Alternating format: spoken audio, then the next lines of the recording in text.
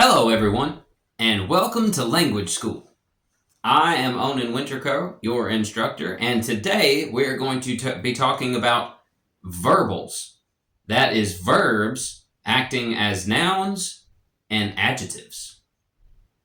Verbs acting as nouns and adjectives might seem kind of weird, doesn't it? A verb shows action, but now it's a noun, or even crazier, now it's describing something. Well, we use them every day, but you just haven't been able to identify them yet. But we're going to fix that right now. So we have already done videos on what nouns and adjectives are. If you are watching this video and you haven't watched those other two, I would highly recommend that you watch those so you can understand what I'm talking about now. But we're going to give two examples, one of a noun, a verb being used as a noun, and one as a verb being used as an adjective. So, description example number one, being used as a noun. Running is good for your health. Running is good for your health. Running is acting as a noun in this sentence because it is essentially what the entire sentence is about. What is it about? It's about running. It's the main part of the sentence. So running in that aspect is a noun. Running is good for your health. Now let's use running as an adjective. The running water was very cold. The running water is very cold. Well, let's take running out of that sentence and see what we have. The water is very cold. So we have the water, which is a noun. It's a person, place, or a thing.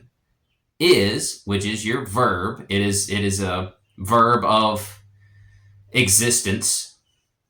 And cold, which is the adjective that describes what the water is. The water is cold.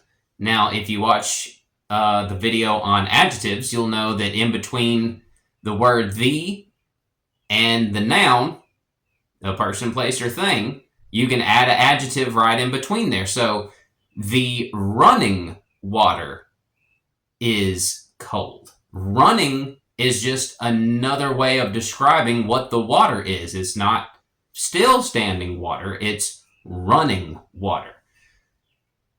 We can do the same thing with the verb to sleep. Sleeping. I am sleeping. Well, that's being used as just a regular old basic standard verb, right? But the sleeping woman woke up angry. The sleeping woman woke up angry. Sleeping, in this instance, is being used as an adjective. It is describing the state of the woman, the sleeping woman. It further gives a description of the woman. We can also use it as a noun. Sleeping is very healthy for you. Sleeping in this instance is being used as a noun because it is the basis of what the sentence is about. It's the main thing of the sentence. I know that this seems very complicated and confusing. If you have any questions about it, put it in the comment section and we can go through it and kind of work through it. But this verbs being used as nouns and adjectives are very important because we use them all the time in English, even though you never really thought about it. But so does every other language. And a great example of this is German. Now, in the English equivalents, I am running, the running water, and running is healthy for you. The verb running is being used in 3 different contexts, but it all looks the same. Fortunately, a lot of other foreign languages, the word will change a little bit so that you know whether it is being used as a noun, a standard verb, or an adjective. I'll use German as an example for this. So the German verb for to run is laufen, laufen. So, ich laufe. I am running. But if we were going to say the running dog, as in the running dog trampled my flowers, that would be der laufende Hund. Der laufende Hund. The difference between laufen and laufende. There's a little extra couple of letters there at the end of it to let me know, hey, this is being used as an adjective. Now, if we were to say running is very healthy for you, it would be das Laufen ist gesund. Das Laufen ist gesund. Das Laufen, now it has an article, the word the in front of it, das, and Laufen is capitalized. So I recognize that it's a verb, but with those couple of little context clues in the sentence, I know, oh, it's acting as a noun. Das Laufen ist gesund. Das Laufen ist gesund. Running is healthy.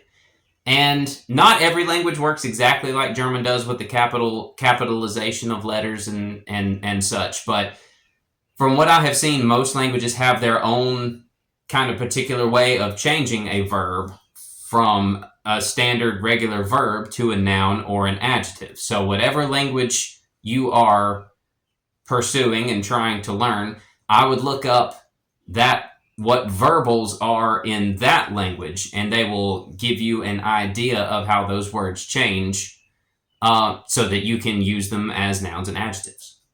I hope that you have enjoyed this lesson, and I hope you've learned some stuff from it. I know that some of this stuff can be kind of confusing, so by all means, if you have any questions about it, put it in the comment section, and let's talk about it, and I'll help you get it figured out. I hope you enjoyed this video. I am Onen Wintercrow, and I will see you guys next lesson.